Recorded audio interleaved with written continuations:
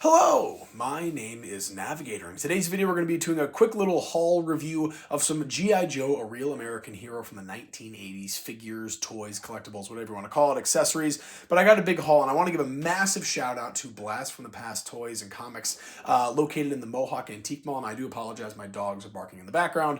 If you can hear them, hopefully it's not too much of a nuisance, but massive shout out to them. I stopped by the Antique Mall yesterday and grabbed some stuff, and then I actually met up with them today and bought even more stuff, which we are going to show off here today. Huge shout out once again to Blast from the Past Toys and Comics at the Mohawk Antique Mall. So let's go over this. I'm just going to get right through it. We're going to start with this accessory bag first. I'm not going to open this up and go over every single thing, but it's just a bag full of G.I. Joe scale accessories. And this is something that I need, especially for this collection that I'm trying to build. I want to have just unique accessories like this. I love that little laser rifle in there. And there's some stands and helmets and what else in there. But next what I want to do is go over the figures, and then we're going to look at the two play sets and vehicles that I got.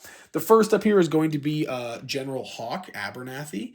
And this is really cool. Hawk is probably my favorite G.I. Joe member. Maybe aside from like Low Light or something, who knows. But I'm a huge fan of Hawk, and I'm really glad that I got this figure for a great price. It is missing the little crotch piece there, but for the most part, this thing is holding together very well. The arm is a little loose, but aside from that, it's in pretty good condition. I just love how that figure looks with that awesome bomber jacket. So we have Hawk there. Another kind of leader in the sense of the G.I. Joes, and this is the rare figure that you saw in the thumbnail.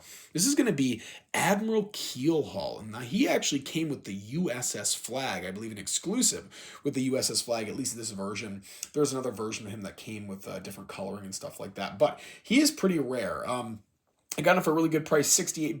That's actually cheaper than it would be on eBay, so I was very thankful to Blast from the Past for that. And he is great all over. The only thing is his chest is kind of coming out a little bit. It's like separating, but if you just kind of squeeze that together, and what that's doing is it's causing his head to be very loose, but if you kind of squeeze that together, it'll make it so that head is not loose anymore. But not a bad, like things like that where it's just the torso not being close together, it makes it near perfect for me. So you guys know me, I really don't like loose stuff about figures, but given that these figures are so old, I mean, going on close to 50 years now, I guarantee you. I got to do the math on that, how long ago 1983 was. I should be able to do that math in my head, but it's been a long day.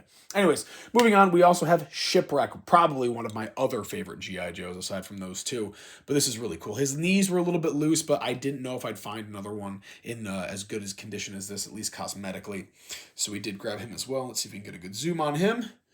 We have Shipwreck there. I do have a review of the classified version of him up on the channel. If you are curious about that, you can just go look up Navigators Collectibles Shipwreck, and you'll see that. But that is really cool. I just love how that figure looks. I love the jeans on him. This is one that I actually picked up yesterday, but this is going to be Zanzibar, and I'm kind of trying to build out my Dreadnought collection. The two vehicles that I have, one of which you're going to see here in a second, are Dreadnought. So I was like, you know what, as opposed to collecting the Cobra, let's just go for the Dreadnought, kind of like Dreadnought Crystal Ball-esque people. So we have that as well, and that is really, really cool. That's awesome. He's actually, I think, the first G.I. Joe to come with hair as well. And then finally here we do, what is it, Cutter, I think? I forget the name of this Dreadnought here, but this is the guy that came with the pistol, or the revolver in that recent classified line, but this is just really cool. So this is an official Dreadnought, I would say. He has the same issue as Hawk, where he's missing that crotch piece there, and it's crazy to think that there's literally just a rubber band from 1983 holding this thing together. It's wild. You can't really see it, but if you look in there, that rubber band is like literally on the edge of disintegrating. So yeah, other than that, it's in really, really good condition. I'm gonna obviously wipe these guys down with the disinfectant wipes and clean them up, but for the most part, they do look great. All right, so those are all the figures that I got. I will be building my collection a little bit more as the weeks progress, but from eBay, I did grab this like Cobra surveillance outpost kind of thing. Just a little mini place that I thought would be nice to have my my Cobra Dreadnought figures hang out at for my new shelf, and that is really cool. I'm going to clean this up as well. Pretty nice. I got this for $20, and it did also come with the satellite dish and like one of the little pegs as well, so we have some accessories for that too.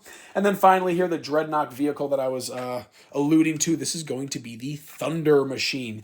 I saw this and I was like, oh my god, this thing is so cool. very Mad Max-esque, super sweet. So you got these awesome dual Gatling guns on the front there, these awesome windows on the chassis for this kind of buggy, and you got a two-seater in there. Another really cool thing I saw, I was watching a review video, you can actually fit like, you can fit one figure on one peg there. So theoretically, you could have 2, 4, 6, 8, 10 figures like actually clipped in and pegged into this vehicle. So this thing, that was a big selling point for me. I realized you can actually put a lot of figures onto this. So it is missing a lot of the parts, but not all of them. The ones that count are here, like the antenna, the Gatling gun, all the windows and everything are still there. We have the ports on the side, and this is really cool. I just love this like thruster on the back. I think that's so cool. So an awesome, really cool vehicle to kind of go with my armadillo that I showed off. And yeah, I'm very excited to have that. So folks, a review of my G.I. Joe haul. Once again, thank you to Blast from the Past Toys and Comics at the Mohawk Antique Mall in Mohawk/Herkimer, New York. Definitely go check them out, booth number 66, and I will leave it there. A review of some A Real American Hero G.I. Joe stuff. As always, folks, my name is Navigator. Have a nice day. Take care.